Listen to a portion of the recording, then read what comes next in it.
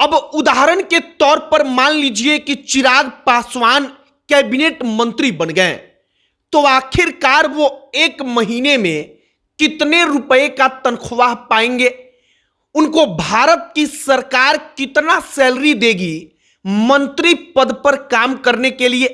क्या आपने कभी सोचा है कि कैबिनेट मंत्री जो होता है वो कितना लाख रुपया महीना कमाता है, उसका तनख्वाह कितना लाख रुपया होता है, और भत्ता और बंगला, इन तमाम चीजों और सुविधाओं को मिलाकर उसको क्या क्या मिलती है?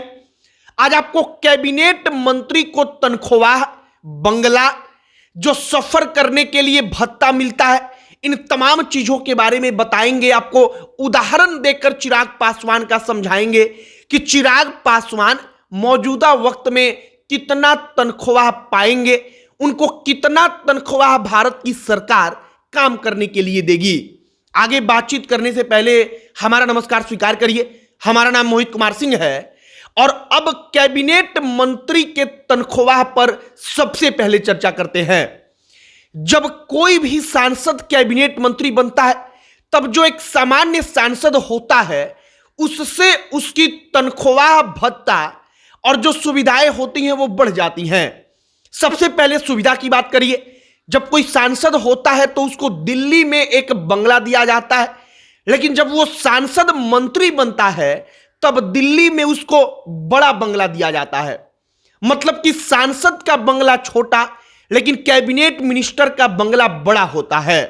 अब इसके बाद एक मंत्री को, कैबिनेट मंत्री को तनख्वाह कितनी मिलती है?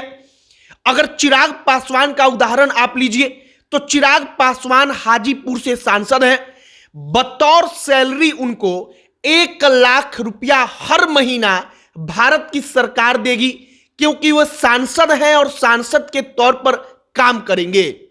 अब इसके बाद जो तनख्वाह के अलावा उनको मिलता है हर महीना, उस पर आइए। हर महीना उनको 70,000 रुपया जो निर्वाचन क्षेत्र होता है उसके भत्ता के लिए मिलता है। मतलब 70,000 आप 1 लाख में मिला देंगे तो वह हो जाता है 1,70,000। अब इसके बाद हर महीना उस कैबिनेट मिनिस्टर के कार्यालय के लिए भत्ता के रूप में 60,000 रुपया मिलता है। मतलब 1,70,000 में 60,000 रुपया आप और जोड़ दीजिए। अब इसके बाद हर महीना सत्कार भत्ता के रूप में उसको 2,000 रुपया मिलता है कैबिनेट मिनिस्टर को। अब इसके बाद अगर वो ट्रेन में सफर करता है, कहीं जाता है, तो फर्स्ट एसी का टिकट उसको मुफ्त मिलता है। वो साल भर के दौरान, अपने कार्यकाल के दौरान जहां जाएगा उसको फर्स्ट एसी का टिकट मुफ्त रहेगा। हवाई सफर करने के लिए भत्ता मिलता है। इसके अलावा अगर ट्रेन में वो सफर कर रहा है, उसके साथ उसकी पत्नी है, कोई अन्य आदमी है, तो उसको सेकंड एसी का टिकट दिया जाएगा।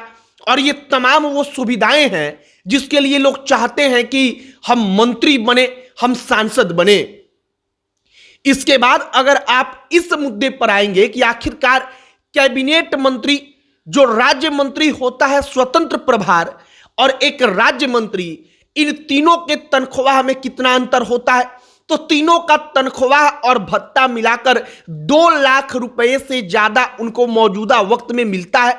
अगर आप चाहेंगे तो कैबिनेट मंत्री, राज्य मंत्री स्वतंत्र प्रभार और राज्य मंत्री, इन तीनों के ऊपर हम आपको एक अलग वीडियो बनाकर बताएंगे कि आखिरकार तीनों में अंतर क्या होता है।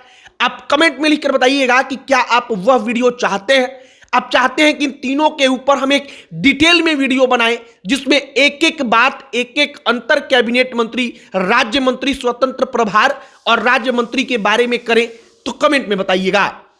अब आइए कि एक कैबिनेट मिनिस्टर जो होता है, वो कैबिनेट मिनिस्टर जब सांसद के बाद मंत्री बनता है तब उसका भत्ता, उसका तनख्वाह तो मिलता है, लेकिन एक बात आप यहां पर गौर करिए कि जब वो पूर्व हो जाता है, मतलब कि पूर्व मंत्री हो जाएगा, उसके बावजूद उसको सुविधाएं मिलेंगी। वो सुविधा रहेगी कि ट्रेन में वो जाएगा तब उसको टिकट मिलेगा, उसको सुविधा मिलेगी कि उसको पेंशन मिलता रहेगा हर महीना का। और सांसदों और विधायकों, या इस लोकतांत्रिक देश में आप जिस नेता को चुनकर सदन में भेजते हैं उसको जब तक उसका जीवन रहता है तब तक सरकार अगर वो पद पर ना रहे फिर भी पेंशन देती है। उदाहरण के तौर पर जैसे पहले लोग सरकारी नौकरी करते थे और रिटायर होते थे तो उनको हर महीना पेंशन मिलता था, एकदम इसी प्रकार से फिलहाल चिराग पासवान का हमने आपको उदाहरण दिया कि कैसे चिराग पासवान अब हर महीना 2,30,000 रुपया से ज्यादा तनख्वाह और भत्ता मिलाकर कमाएंगे।